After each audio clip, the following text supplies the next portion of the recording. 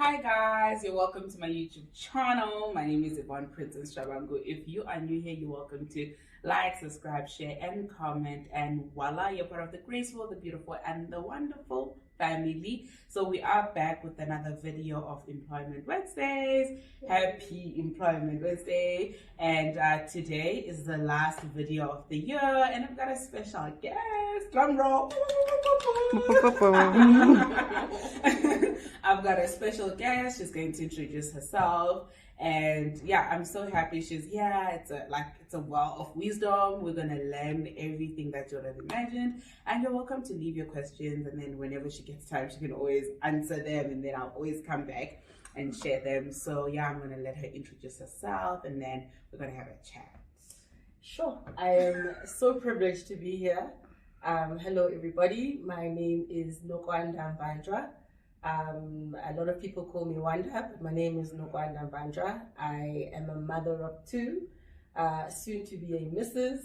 And this is family, man. I work in the oil and gas space, in the energy space. I work for a big oil company, and I'm a vice president of the retail business. And I'm here to share my story, and I hope that you can learn something from it. Yep, guys. You know what? I'll tell you guys a very, very short story. Yeah? So, firstly, I want to say thank you. You probably wouldn't remember this, but that was also a defining moment in my life. So this one time, we're driving. I think it was the first time we actually went away all together and stuff like that. We're driving to Durban, so just talking about careers and stuff. And then she said one thing to me that's stuck forever. I've said it before, in my channel, but she might have not watched the video. But I was like, you said to me, it's very important to have a mentor. It's very important to have somebody that has walked the journey so that it's much easier for you, right? When you said that, it was a short conversation, but that stuck with me. And that's what I'm saying, thank you. Because after that, I realized that if there's somebody that has walked the path, it means that I can and I will. Absolutely. You know? So yeah, thank you so much for that. And also, guys, Nizwili, Vice President. I asked one of my friends to have a video with her the other day. Actually, not the other day, it was beginning of the year, last year. Then she said to me, oh no, friend, I can always come to your channel, but first you must first interview an executive of R&B. And then I'm like, you want an executive? Trust me to bring way more and better. So now I'm sitting with a female, a leader in the most male-dominant industry. It's such an honor having you. And thank you so much. Thank you for honoring the invite. And guys, yes, we're family, but today, namo goosebumps. Because I get to ask things that I don't ask when we're chit-chatting. Yes. So yeah. Firstly, just as an icebreaker, what's the worst job you've ever done?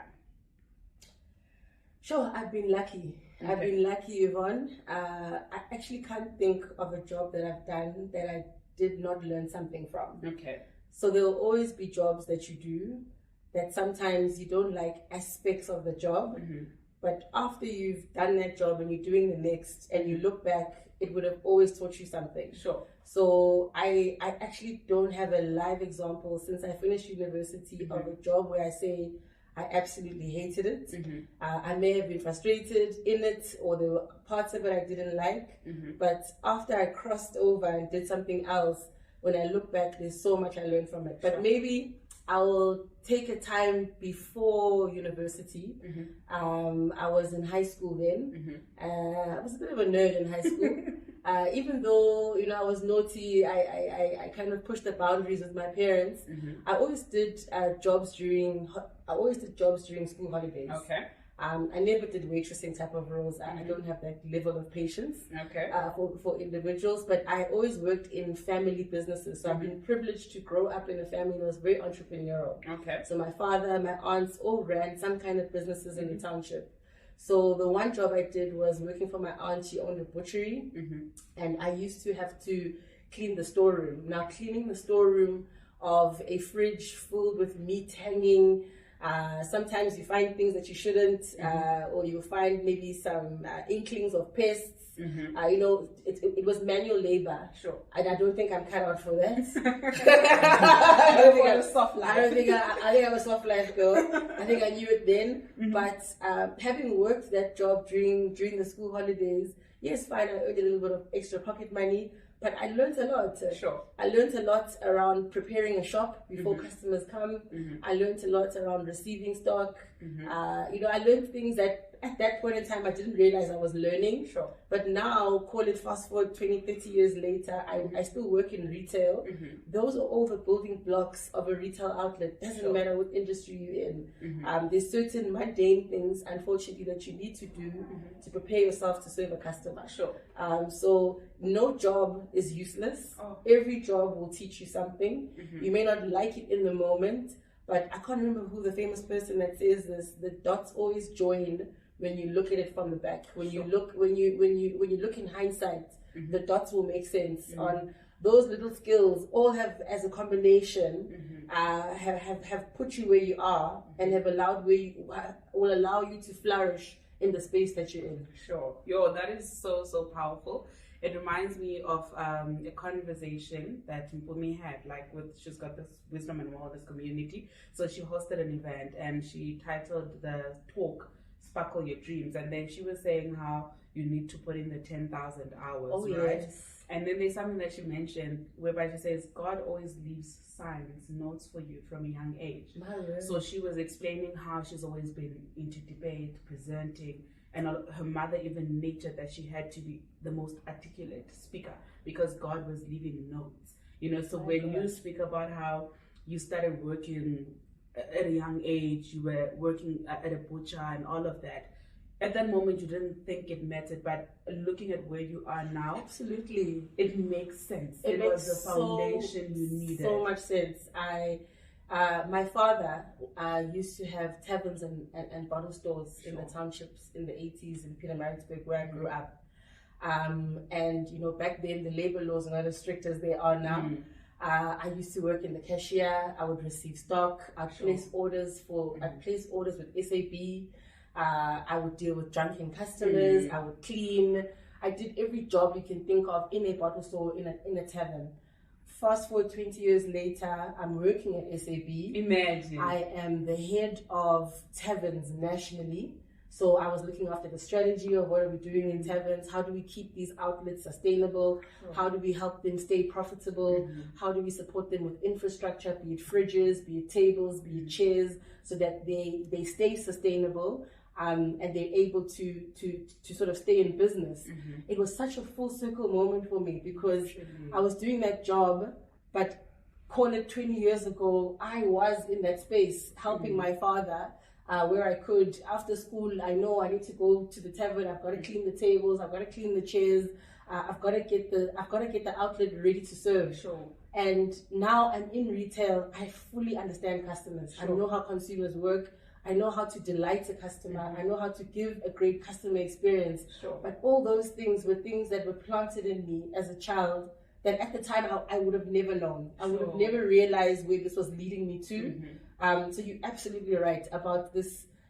You called it sprinkling, sparkling your dreams. So sparkling your dreams. That is so beautiful. That's so true. Season, every season. And TD Jake says something that this slipped my mind. I'll come back to it. But there's something that TD Jake says. Like he says, you don't have to drop the mic, right? Like there's his book titled Don't Drop the Mic. So half the time we often think that, okay, like you said, this is mundane and I'm not going to do this, or I'm not going to carry a cup like this, or whatever the case may be. But years later, you actually realize why it had to happen, why it had to occur. And then what I wanted to get to, he says, sometimes the best teacher is experience. Oh, absolutely. There is no school that could have taught you to be the leader that you would be. Yeah. There is no school that could have taught you how to handle customers besides going through the process of helping your family businesses, besides going through the process of doing those minor little things when you were younger, right? And then let's go into, you are young, say in primary school, what did you see yourself as? Sure. In primary school, back in those days, I mean, I was a child of the 80s. You aspired to be a doctor. I aspired to be a doctor. I aspired to be a pediatrician. Sure. I thought I was going to go the medical route. I don't really know why, because I don't like the sight of blood. But I thought I was going to be a doctor, because doctors seem like people who earned good money. I grew up in the township. That was the occupation that was, held in high esteem. Sure. If a family produced a child who was a doctor, it was prestigious. So sure. I wanted to make my family proud, and I wanted to be a doctor. That was my aspiration. I really have no idea why, because I didn't even specialize at some point later in high school in things like biology. I didn't, but I as a child growing up, I wanted to help people, and I wanted to help other children. Sure. That was my aspiration as a kid growing up. Nice. I love it. I think we have a similar aspiration. Growing up, okay, my parents knew that I was intelligent. They saw a doctor. I did sciences, dropped them in grade 11. But I'm not doing this. I know I can do better. But I've always known that my biggest purpose in life is to serve and help. However that works out, whatever that means. I could be serving as a lawyer. I could be serving as a retail person. I could be serving as, but my whole thing, I've always looked at myself like, I need to serve, I need to help. Yeah. That's the main agenda why I came into this world, to leave a person fully impacted positively and to inspire and to aspire, right? So, and then you go fast forward high school, and then how did you find the process of going into uni? Was it easy for you to apply? Were you well informed, or how did you apply in uni? What influenced your decision to apply for the course you applied for? So in high school, fast forward now from primary school, in high school, it became apparent to me that I was very good with numbers. Okay. I was really good at maths, just naturally. I grasped concepts quicker than other kids in the class, and I was really good at communication, debates. Sure. I did drama, I did speech and drama in high school. I was always in productions, so I was a good communicator, call it actress, a person who wasn't afraid to be on a stage or to debate. And I was really good at maths. Sure. And I was really good at accounting. So as I sort of journeyed on and finished high school, one of my strongest subjects was maths and accounting. I said, you know what, I'm going to become a CA. That was what I was going to do. I was going to be a CA, because those CA ladies, they wear these nice pencil skirts, they've got money, they look good, they've got high-powered jobs, they make really good money. So that's what I was going to go do. I call it a privilege to go and study at UCT, because I know that it's an expensive university. Not everybody gets that opportunity. Doesn't come easy.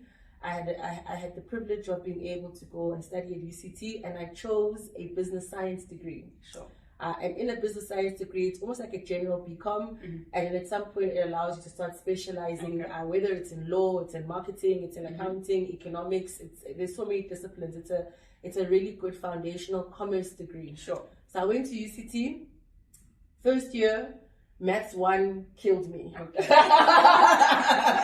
Showed you flames. Maths 1 showed me flames. Accounting in second year became tricky. And then I realized, I was humbled. I was humbled very quickly in the first 2 years of university. Sure. Around, where really is my career going to take? And then I found myself really enjoying economics. Sure. Okay. I found myself really enjoying economics. I was still carrying maths. I was still doing accounting, but I found the world made sense in economic terms for some reason. So then from second year onwards, I decided to major in economics, and I took up corporate finance. Okay. So now I'm no longer going to be a CA, but I'm going to be a banker. Okay, nice. Come to Joburg, I'm going to be a banker. I'm still going to make loads and loads and buckets of money. I finished my business science degree. I did an honors in corporate finance, and now I'm going to go and be a banker. I'm going to go work at the Investex, JP Morgan. Sure. That's where we are going. But in my final year, in my honors year, I took up an elective on a course called business strategy. Okay. In that course, one of the guest lecturers was a director from Unilever. Okay. And he came in to do a couple of case studies on brands, marketing, communication. Sure. I swear my world just opened up. So that was basically the spark. That was a turning point for me. You know, when you're at varsity, let me say when I was at varsity, you're cheeky, students, you want to push the boundaries. Sure. With that particular lecturer, you know, I'm a finance girl, I'm an economics girl. What is this guy going to teach me about brands? Sure. I used to ask him a lot of questions in class. I think at times probably even antagonizing him. Towards the end of the few sessions he was with us, I dared him to hire me. Okay. I dared him to give me an internship. Nice. Because I felt that you need to study for the stuff, I could do it in my sleep. Sure. I was like, I come from a family of entrepreneurs, a family where we understand marketing. I could do this in my sleep. Hire me. Give me one vacation holiday and I'll work for you. I'll work for you for free. Sure. So it comes off as arrogance. But I was a student. I was pushing my luck. And when he left, he took my details and he did give me an opportunity. Oh, nice. He did give me an internship. I did an internship with them. I went on this awesome sort of program for about 6 weeks while doing my honors year. Sure. Then I finished sort of university those 4 or 5 months afterwards. And they employed me. I didn't even interview. I got a job because during the internship I worked on two or three projects. I did them really, really well. Nice. And also it was an opportunity to go to Durban. I was in Cape Town. My family was in Natal. I really just enjoyed being back in KZN. I did the projects really well. And from the output of those projects, they gave me a job. Wow. As a grad. So I feel very blessed and lucky that I didn't have to go through that anxiety and stress that a lot of graduates go through trying to find a job. I really, literally was given an opportunity based on a project that I did. But now I had to go have a conversation with my parents. You know, they've invested in me to go be an investment banker in Johannesburg and make all this bucket loads of money. And now I'm saying I'm going to go and work in sales and marketing at Unilever. My parents didn't quite understand that. So I had a bit of a negotiation to say, allow me to do this for a year, maximum 2. If we don't see how this is going to work out, I still have the degree. I still have the skills. I can always, you know, transfer back, which is also something that I think people are always afraid of, that you actually can change paths. There's nothing wrong with that. I was like, you know, give me a year or 2. Let me make this work. I love being in this place. It just made sense. Marketing and brands, it felt so right. It played to my strengths as a communicator, as a storyteller. So I got into Unilever. I started as a key account manager or assistant manager, call it that. And I was shadowing a key accounts guy. I was looking after the Clicks account, selling personal care products into Clicks. And that's when I learned around how businesses do, how big business works now. How do you get a product onto a retail shelf? What's that whole process of how does that happen? How do you make money in all these different places in the value chain? And then the rest is history because I spent 10 years with Unilever. I did a lot of different jobs there, from sales, from marketing. It was really an incredible time. I worked on some awesome brands. I had the privilege of launching some really exciting brands into South Africa. I launched Clear Shampoo, Dove Hair Care, Tresemme. I was part of the team when Unilever was buying another business called Alberta Culver into their business, and part of that was the sale of Tresemme. So I was looking after that. It was a lot of fun. And then after my last job at Unilever, I was looking after their biggest personal care category, which was deodorants. So I was looking after Axe, Brute, Shield, Impulse, lots of, and that was a massive portfolio for them, very profitable business. And I was looking after the sort of full profit and loss in terms of how they make money off those brands across the various retailers that they sell through. So I was really excited. After Unilever, fast forward, I then joined Tonga Hewlett Sugar. Tonga Hewlett Sugar, based in KZN. I will say it was a job that tested me because I came from, you know, a multinational where there's so many resources. There's so many experts that you're working with and you can feed off. And now I'm joining this local South African company. There's no one I can phone in the London office or US office for help. The buck now stops with you. I was a brand manager there. I launched a couple of interesting things for them. I launched one of the, you know, those blue and green sticks, the sweeteners. So I launched the green sticks, the equi-sweet sweeteners in that time. But it was all on me. I was the packaging girl. I was the marketing person. I now had to pull all this thing together. So, whereas at Unilever, there was probably 5 or 6 of you working on a project. Here, I was the project. So that flexed my entrepreneurial skills. Sure. Because now I had to go into spaces I'd never physically gone into before. And tap into skills I didn't even know I had, but I had. Sure. Which was hell of exciting. And then after Hewlett, I then joined SAP. Okay. That's the full circle moment I was talking about earlier. I really enjoyed SAP. Selling beer is very easy. Throats open, especially in South Africa. Sure. But that business, just the culture of that business, they're a business that wants to win. That always wants to win. You know, when you talk to any salesperson at SAP, there's just an internal drive that those reps have. They will go for every inch. They will sell to the last drop. So I learned the drive of business. The drive, even though you're number one, but we're gonna stay number one because we're gonna work 1,000 hours, whereas our competitors working 500 hours. So that's one organization where I learned how to push myself beyond the limits.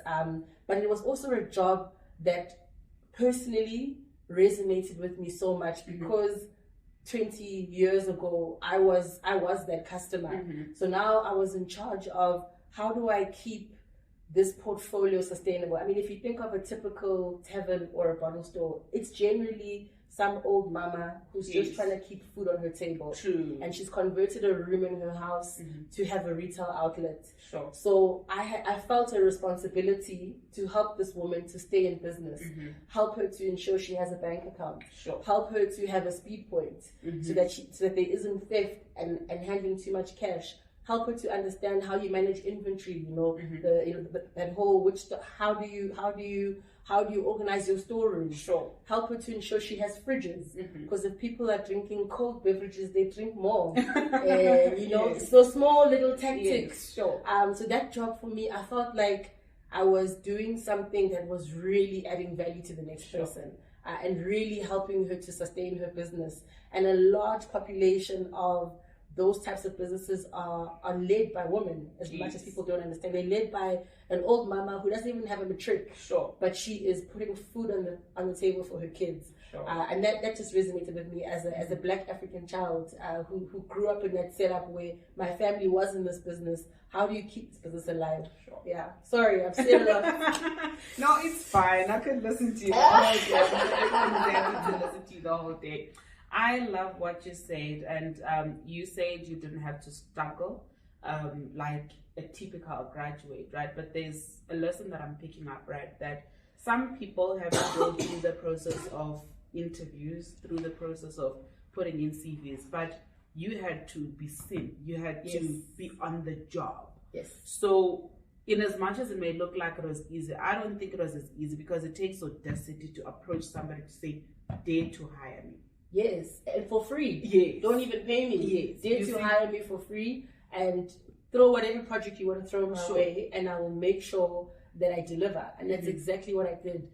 Yes, in the end, he paid me, but when I started, that was not the agreement.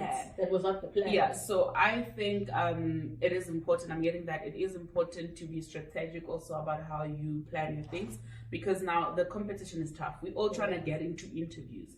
I always say, I believe in LinkedIn with everything I am. So I even always say, like, network with people. If there's a potential CEO that you feel like, I need you to hire me, talk to them on LinkedIn, leave them a message, try and network with them, tell them what you can give them, because we constantly want to be paid for things or what other people can give us, but what do you bring to the table? You know, some people are always willing to listen. If you can be like, hey, hire me, I will give you this clientele, I'll do this. They're willing to do that for you. But we all want to go to interviews, we all want to apply for CVs, but we don't understand we can all do it differently. You can dare walk in and be like, let me volunteer. And also, we're not saying people must get jobs, like work for free or volunteer entirely. But if you have a plan in mind to say, I could do this for 6 months, learn as much as I can and move on to next.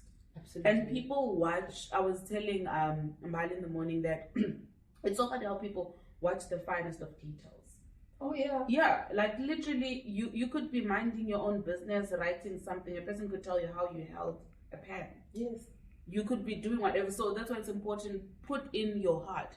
If you're in uni and you feel like there's stuff that you wanna dare, go for them. Absolutely. I often get people trying to reach out to me on LinkedIn. I mean, I'm not always on social media, so I won't sometimes respond the day you send the message. But you're so right. Sometimes you have to knock on the door. It may be closed. Somebody might slam it right back in your face. But you actually have to put yourself out there. I eventually end up getting back to people. There's a lot of people I've met for coffee, obviously at a public space. I'll meet you for coffee. I will try, and if somebody's looking for some advice on something quick, I will give you my number. We'll have a conversation. You never know unless you ask or unless you knock on the door. You truly never know. And also, when you do knock on the door, don't also just knock on the door expecting the next person to do something for you. Exactly what you just said. What do you bring to the table? What can you offer me to make it worth my while to connect with you as well? That's very true. That's very true. We all need to get to a point where we come to the table and say, hey, this is what I'm offering.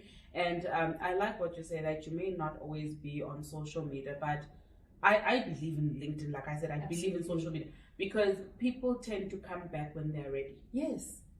And they may engage properly. Yes, and it's a matter of timing. I may send you a message, like we could have done this video 3 months ago, the way he keys and all of that. But today is such a perfect time. Absolutely. You know, so I think whenever you wake up that morning and you're like, you know what, let me ask this person, the worst that they could do is say no.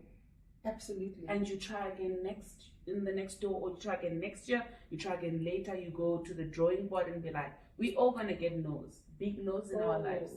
And we're also gonna get big yeses. It's all a matter of timing. So, okay, Shapum, fast forward, you've done all of these things, right? You've been a leader, you've led people, you've taught people, and all of that. Then you go into this industry, right? Oil and all of these things, right? And then it's a male-dominated industry. You get there. Did you ever envision yourself having to lead men? And also having to possibly be the only female in some rooms? I didn't envisage that would happen. But when it happened, I wasn't scared of it. I think I was chatting to you about my career journey up until SAB. And so for those first 12, 13 years, I was working in fast-moving consumer goods, FMCG, and marketing, brands, communication type roles. 2016, I decided to make a sector change. And I moved into oil and gas. And my first employer there was Shell. And some people think, but how did you move from that to that? And that's what I was saying about every job you do has taught you something. And if you really sit back and reflect and look back at what are the skills, competencies, things you're now able to do, you could probably literally transfer them anywhere. If you really apply yourself. So the job I took at Shell at first was a job around business development. I was helping them grow their partnerships with external brands. So as an oil company, how do we now have a relationship, say, with the Steers or a Debonair's or a Spa Group? Because there was for me, that was one of my first big partnerships that I established. So I was able to use my experience in brands and marketing where I came from to understand how do these two big brands come together, how do the customers of these two big brands come together, and how do we make this work? So your question is, you know, how was I ready for the space in terms of being a female leader? I didn't envisage that it would be so male dominated at first. But when that realization happened, I didn't see myself less than. I think sometimes as women we have this imposter syndrome where we feel that some spaces are not for us. But that's a very limiting belief. And it also does still happen to me sometimes. But you need to self-talk yourself out of that. I chose the path of focusing on the mandate and the assignment at hand, learning this business, understanding what I bring to the table, because they hired me for a reason. I was different from the others. I had different skill sets, ensuring that those skills now shine and flourish and blossom. kicking ass in that job was important, but in order to kick ass, you've got to put in the hours.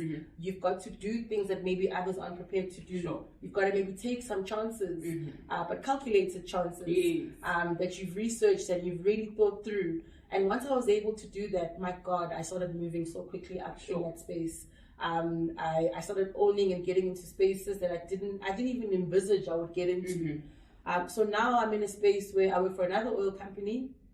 I am leading the entire retail business, both from a fuels point of view and partnerships, everything you find in a typical service station, it all kind of now sits in my portfolio. I've now had to learn about things like your fuel deliveries, refineries, how they work, that whole production chain coming into my service station. So I've learned so many different dynamics. But the one thing I'm 100% grounded in is belief in self. Belief in self, but also reaching out. It's okay not to know everything. That's when you need to get a coach. That's when you need to get a mentor. People who've walked the path before you. And a lot of my mentors are males. A lot of my mentors are males. No, actually, in fact, I don't have a female mentor in the space I'm in now. And that's the other thing. My mentors have changed over years. Depending on the life cycle and the stage I'm in my career.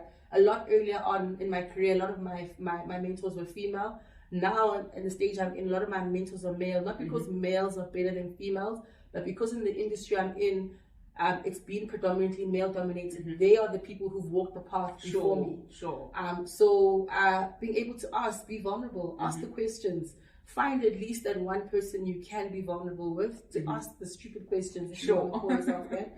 Because at the end of the day, no one wakes up knowing everything. No one wakes up and now you know how to conquer all of this. There's people who've guided me, there's people who've coached me and taught me things. I've also decided to invest in myself. I went back to school. I went back to school and decided to do a degree in the energy space so that I can be more credible as a leader and can understand all the different dynamics that are going to impact my industry now and in the future. So you've got to take a personal interest in yourself. You've got to make sure you keep that imposter syndrome at bay as a woman. Believe in yourself and don't back down. Don't back down.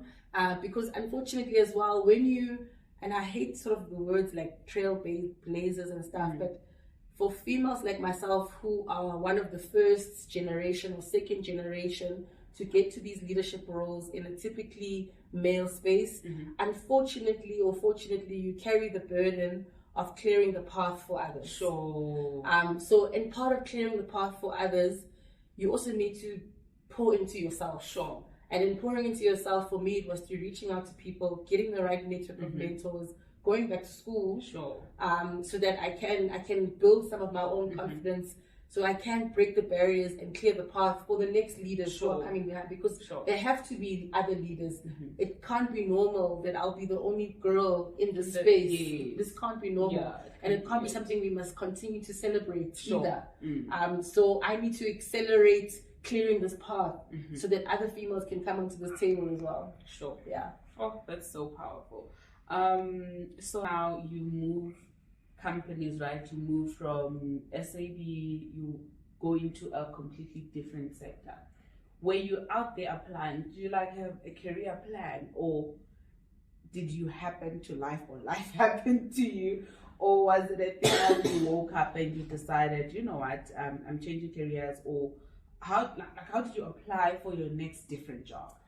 One of the things that once I started getting serious about my career, when I started off as a graduate, I was just happy to have a job, happy to have a paycheck, happy to be learning, paying bills, and one could think you're kind of blowing wherever the wind is blowing you. A couple years into that, once I got, I think, my first proper mentor, they helped me to start, let's think a little bit forward. What's the game plan in 2 years' time and 3 years' time?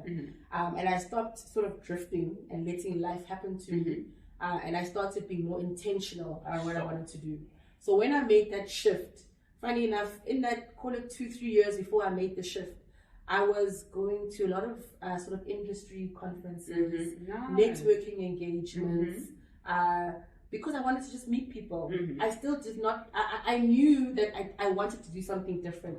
I just felt in me that there was more Sure. I thought that there was more. I didn't know what that more was. And I was still working through with my mentors. What is this more? And in that period of, call it self-discovery, one of the advices she gave me at the time was, just put yourself out there. Sure.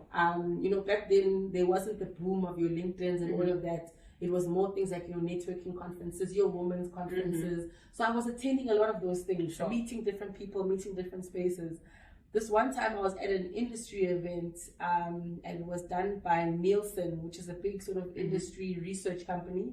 And they were sort of giving feedback about some latest piece of consumer research that they were doing. And in the room were many people from different industries, from banking, from oil and gas, from where I'm from FMCG. And I found myself striking up a conversation with the person at the time was a marketing manager for Shell. And he was telling me about his world, and I was telling him about my world. And it was so funny how there were just so many similarities, even though we're doing such different things. So we struck up I wouldn't say a friendship, but we struck up some kind of rapport. Months went past. He had a job he was advertising. And then he contacted me. He said, listen, would you be interested to apply for this? I just haven't quite found the right candidate yet. I said, okay, look, I'm not really, I'm happy where I'm at. Tell me more. We met over coffee. I said, okay, this sounds interesting. I then applied. I went through the interview process. And that's how I ended up going into the energy space. It wasn't, I didn't plan to say in my 5-year plan, I'm going to move into energy. I just knew that I had capability to do more than what I was doing. And I just knew that there were big things ahead of me. I couldn't quite articulate what they were, but I had put myself out to different networks. And when an opportunity came, somebody came and found me. I think also it's a matter of being at the right place at the right time. Like you said, you were told to be in, like, put yourself out there. You put yourself out there in the right place. Whenever time came, this person remembered you. Like, yes, it could have been anyone. They could have chosen any other person they met wherever, but they thought of you. Like, it's just so divine. And then you talk of mentors. How would you advise a person? Like, how do you approach your mentors? Do you decide, okay, that's going to be my mentor? Do you email them? Do you go on LinkedIn? Like, what's that process like for you? So earlier on in my career, when I first started, engaging with this concept of a mentor, it was kind of organized in the business. I talked to my boss and asked them to guide me. Who do you think I would kind of gel with from a values point of view that I would get along with? But now, I think that I've been in the game for a bit longer. I'm quite intentional about who I would like to be a mentor.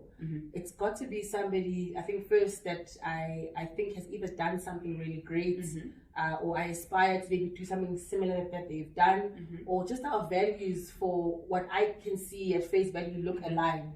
I'm a mother, I'm a family person, so whoever is going to be my mentor has to be somebody who's either in that space or can appreciate that space. So there's got to be some foundations where there's some common ground, or there can be some common ground. And then, in this day and age, the internet has really brought the world closer. You can literally reach out to anybody. And like I said earlier, you may get 100 doors shut in your face, but there will always be that one door that does open.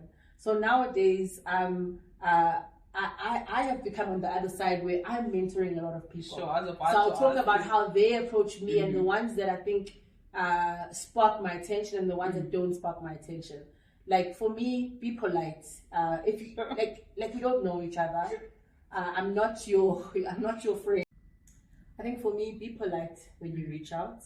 Often it's probably on LinkedIn because you're reaching out because you either read my profile and you think maybe the path I've walked career-wise either interests you or you can learn something from me. So reach out, be polite, tell me your name, help me understand why you're reaching out, but also be intentional of, if you're asking me to mentor you, is it because you're looking for somebody to help you mentor you through, you're looking for a job, or you are in a job but there's certain scenarios or things that are happening in the job that you just need somebody to help you walk through that, because there needs to be a purpose, at least for me, on why we are having a mentorship agreement. And then I will respond, I'll give you my number, we'll continue the conversation. But even when you do become my mentee, I have a mentorship agreement. Sure. It's a document. There must be some clarity on why we are coming together. Sure. Some relationships are very long term, and others can be maybe it's 6 months or it's 12 months. There's a very short term, clear intention of why it is that you wanted me to meet you. Maybe you wanted me to connect you to somebody that I know, or facilitate an introduction, or help you with an interview preparation, or help you in terms of cleaning up your CV. There's either short-term intention, so be clear, what are you looking for help on? Is it a short-term intention, or are you looking for somebody in the long term? And also understand and be open that a mentor may not have the capacity. Maybe they're mentoring too many people, or just in the space they're in, either in their career or personal life, they've got too many projects or things going on. Sometimes I say to you, I would love to start a relationship with you, but maybe can we start it in 2 or 3 months' time? So understand that you're dealing with a human being. So for me, be professional, be polite, be intentional, be clear what you are looking for in this relationship. And I'll be clear if I think I'm the person to help you, or I can refer you to another person who can help you. But just put yourself out there. Put yourself out there respectfully, and you'll find that people will engage. People will engage. And I think just to add on, right, I have a lot of mentors that don't know they are my mentors because of the digital world that we live in. Somebody can mentor you without actually having interaction. And this is by, you could easily, let's say she's not a social media person like that, but if she were, you could actually follow her principles and become the person you wish to be. Absolutely. I would make an example. Mpumi is one of literally my top 3 mentors, but we don't have sit downs. It's through her social media, through her principles, through the things she shares. In any program that she does, I'll attend, I'll be there, I'll ask questions or whatever the case may be. But it looks as simple as I think we always want to mentorship to be oh hi, coffee, we're sitting, let's go to Starbucks. And sometimes it takes you doing the work, learning on the job, but just applying principle. Because also, I love what you said, deliberacy. What can I do for you, and why? What's your intention? Because I'd make an example. There are things that I can learn from you without you sitting me down. That's so true. Without you going to coffee, whatever the case may be. So you want to be in a position whereby it could have been impossible for you to learn without interacting with this person one-on-one. Because also, but we don't realize, if it's something that I can learn without arranging all of this, you end up wasting your time and the person's time. Because it's I think when you said you're very intentional about who you accept as a mentee and all of that, you remind me of something that Amanda Tabuzalai said. She says the standard answer is no. She's I remember I went to her book launch, right? Her and Bumi were doing it's Therefore I Rose, right? She was just explaining how she wrote the book and all of that, right? And then they explained how they met. So she said Mpumi sent her DM. She was just staring. So it's I looked at him who's this young girl? Influencer. Influencer, right? So her standard answer was nah. And then Mpumi kept on pushing and pushing and pushing. Then it got to a point, okay, I can see you. I can give you my time. And now more than just her mentoring Mpumi from a business perspective and all of that, they now have a relationship. They're more sisters, friends, whatever that they have, right? So I think it's very, very important to have a clear intention, knowing your why. Absolutely. And sometimes you don't have to be in a formal agreement, as you say, for you to be in a mentor-mentee relationship. And even sometimes your peers can be your mentors. It doesn't have to be somebody who's way above you. Your peers can be your mentors. I remember even in, remember when I said, thank you for that conversation when we went to Devon. There's also something you said that you could have as many mentors as you like to. And that's why I say, and that's why, at least for me, with my mentees, there's always an objective. That's why I have so many. There's somebody who's my mentor in my personal capacity. Somebody who's probably another female, a mom who has dealt with similar issues. Then I have mentees who are my peers.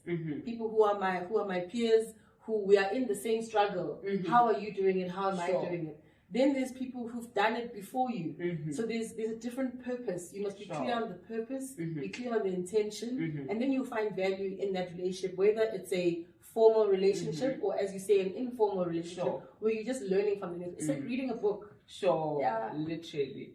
It's been beautiful.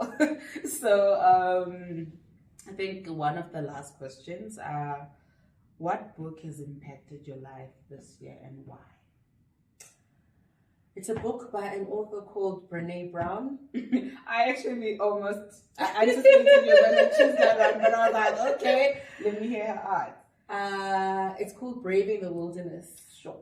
And I'm in a life stage where, as a leader and a senior leader, it can be very lonely. Sure. It can be extremely lonely because, you know, you are supposed to be this pillar of strength, this visionary for so many people. Sure. And sometimes the pillar breaks. Sure. And you don't want to break in front of your people because you don't want to discourage them. Sure. But you're also still human. So this book has taught me that there's so much power in the wilderness. Sure. There's so much strength in walking alone. Sometimes you don't need to walk with people. Sure. There's so much strength in working alone. There's so much you learn about yourself if you fully allow yourself to walk alone. Sure. You don't need to be affirmed by a lot of other things outside of you. But it's a scary path for many. But once you master that, you will find so much power. Sure. In braving the wilderness, it's Okay. called. And there's a quote, and I've said this in so many different spaces that always resonates with me in that book is. It talks about vulnerability and these jobs that we do often, and it just resonates with me because this job that I do requires so much courage. Sure. Sometimes you think, oh my God, I can't believe I have to do this, but I have to talk myself into it. So much courage. Either it's a difficult negotiation or a difficult discussion or an uncomfortable discussion, but it has to be done. But sometimes, no, not sometimes, I'm learning now, often you can't get to the other side of courage without walking through vulnerability. Sure. And you've got to walk through vulnerability. You've got to understand how you're feeling. You've got to feel all the feels. Sure.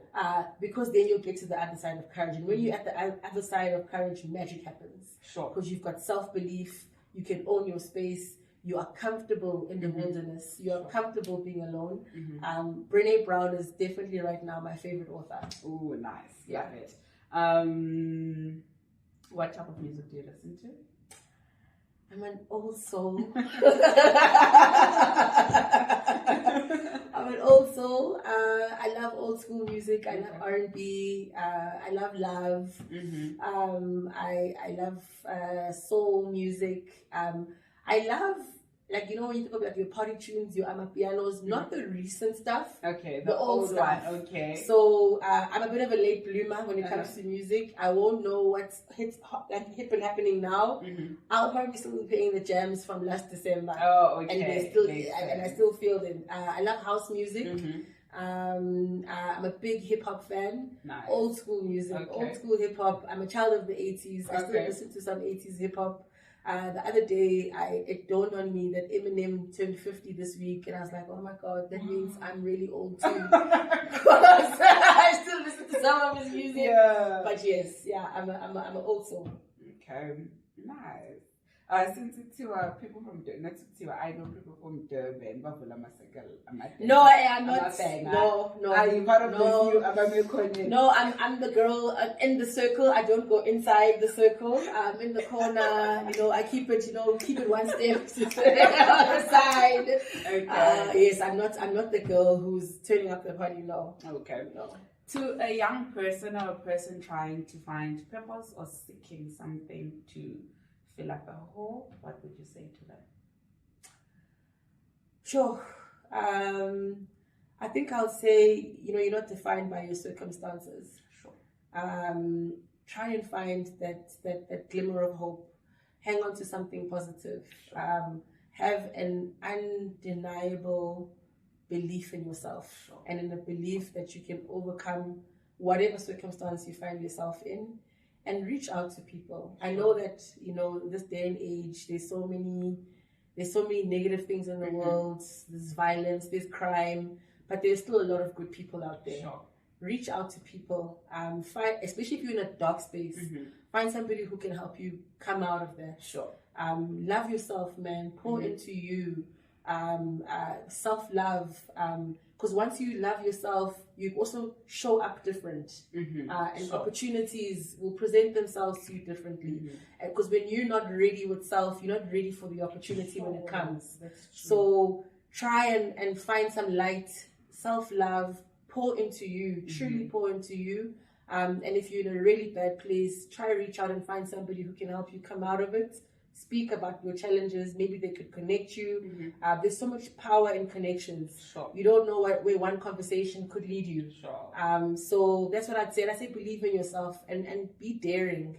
You know, if I think of that young 19-year-old that dared an entire marketing director to hire them. Sure. Because I just thought, I can. Like, you need me more than I need you. Sure. Take a chance on yourself, man. Take a serious chance on yourself. And get uncomfortable. Get yourself into it. When you're uncomfortable, you learn the most. Sure, that's very true. Yeah. That's very true. Oh my God, that is so true. This comes to the end of our interview. I'm so privileged. Comes to the end of our interview. If you guys want to beg, you must view this video, share it with your sisters and your siblings. Maybe next year December we'll try again, or the middle of the year, who knows, you know. So, but thank you so much. Thank you. I've learned a lot. Like I said, some of those things are things that I wouldn't have been able to ask you. You know, or even if, like, I think sometimes it's more serious when you realize that, okay, I'm not just talking to my sister in love. Kuluma serious business. You know, there's some sense of formality. I learned a lot. I trust that most of you learned a lot, and you are welcome to leave your questions. And there's more out there, guys. I always say, this can't be it. You know, people always, oh, you're intelligent, you're this, you're that. I'm like, there's something more. Like, and also that's another thing, when you know there's something more, always seek it. Step into it. Yes, like step into it. And there's one thing, I think it's a quote, I read it somewhere. It says, you may never know the power of light until there's darkness. Oh, yeah. Right? So sometimes we always want to hide away from the dark moments of our lives, but sometimes it's important to go through.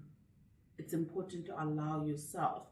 And it's unfortunate that we don't have an entire day. But I can imagine that there's a lot of horrible things that you may have went through throughout your career. There were downs. There were times you probably wanted to quit. There's days where you've cried. There's days where you've done this. But in all of that, you've always said, rise up. Rise up. Like back on the table. You know, I think it's in Maya Angelou, therefore I rose. Yes. Literally. Yes. So I think from this conversation, I don't know what you guys got out, but I got out a lot. And it's go out there and live. Yes. Like, go out there and be alive. Chase your dreams. Believe in yourself. Believe in yourself. Yeah, I think there's nothing you emphasized like that. Believe in yourself more than anything. And this is the last video of the year for Employment Wednesdays. Thank you. Like, this is so beautiful. Thank you so much for coming in. Thank you. And yeah, guys, don't forget to like, subscribe, share, and comment. And please don't go and bombard Mrs. President. Telling you nothing, you start stalking. Where's she? I want to see. When you open your LinkedIn, you're like, who are these people? 700 new requests. But yeah, guys, if you feel like there's a light or there's something that you may want to have a conversation, they should. You never know. This could be your next colleague, you know. Exactly. This could be your next boss or whatever, you know. So yeah, thank you so much for watching. God bless you. Bye.